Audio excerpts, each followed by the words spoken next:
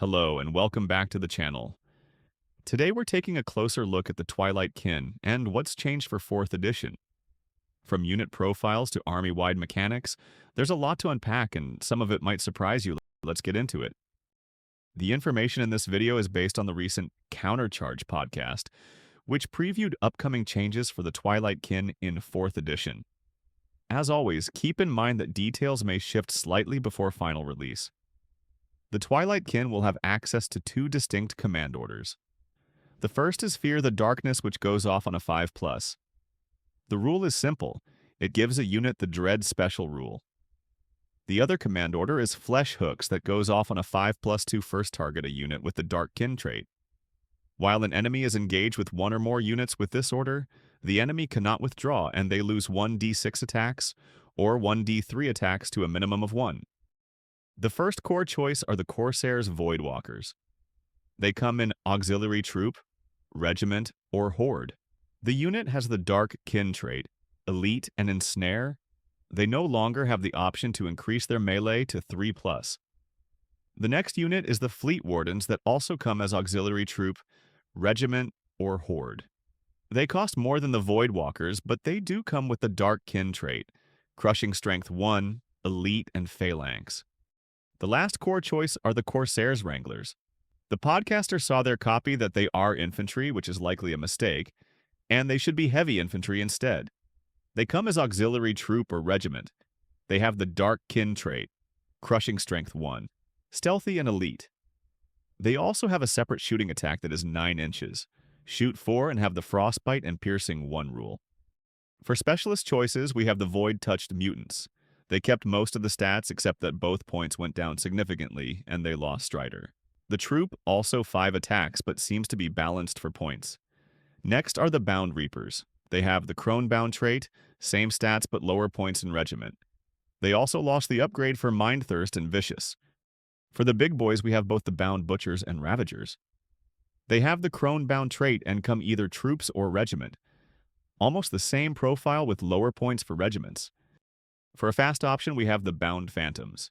They have Speed 10, Fly, and Stealthy, which serves an annoying flanker that your opponent have to be very mindful of.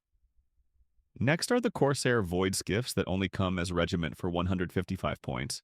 They have the typical chariot style of charging with their Thunderous Charge 2, but they have the option to buy broadside range weapons for 30 points.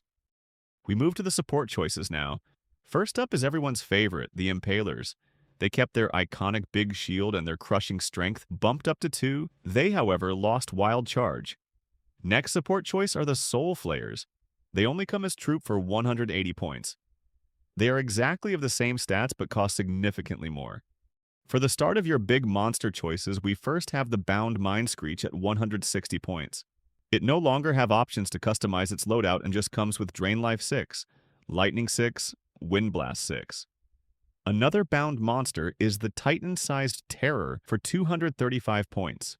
Though boasting great combat stats with Ensnare, Rampage, and Regeneration, it only has Speed 6, so getting into combat may take some turns.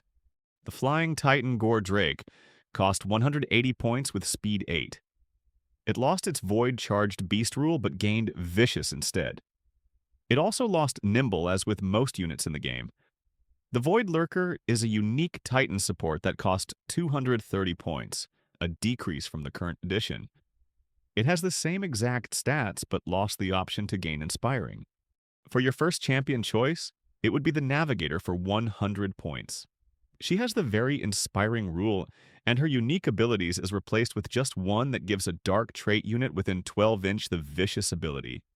She can be taken with a Void Skiff that turns her into a chariot hero with broadside shooting. Next up is the Twilight Assassin, cost a huge 165 points. As the name suggests, it has the profile to assassin characters with its duelist D3+1 rule, and have a 12-inch shooting attack with Piercing 1 for spellcaster option. We have the Summoner Crone. She has the ability essence of the Blood Shrine that gives her Enthrall, Hex, Weakness, and Wind Blast spells damage when rolling. The Bound Butcher Flesh Ripper remains in 4th, which is a surprise for me. A basic sort of fighty hero with 6 attacks at 160 points. The last champion is Lathael Voidheart. It's also a large infantry hero that's halfway between a combat character and a spellcaster.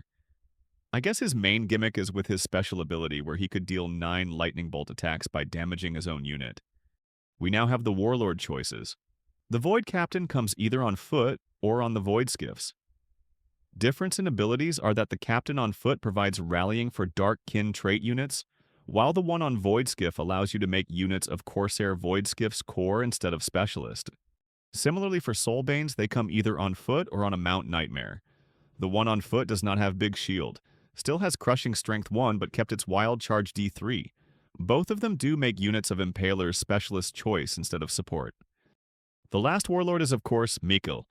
He cost a whopping 275 points that only have a variety of basic abilities. He's built to be a combatant and a character killer with his duelist D3+2, though I still find him incredibly expensive to field. The Twilight Kin managed to save their roster with one unit not mentioned, and that is the Void-Touched Weavers. They were also not popular in 3rd edition, so not much of a loss. Thank you for making through the entire video.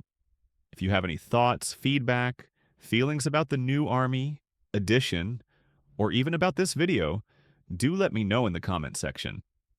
I generally would not be active on YouTube, so it's better to leave a comment on the Facebook post in Kings of War Fanatics group.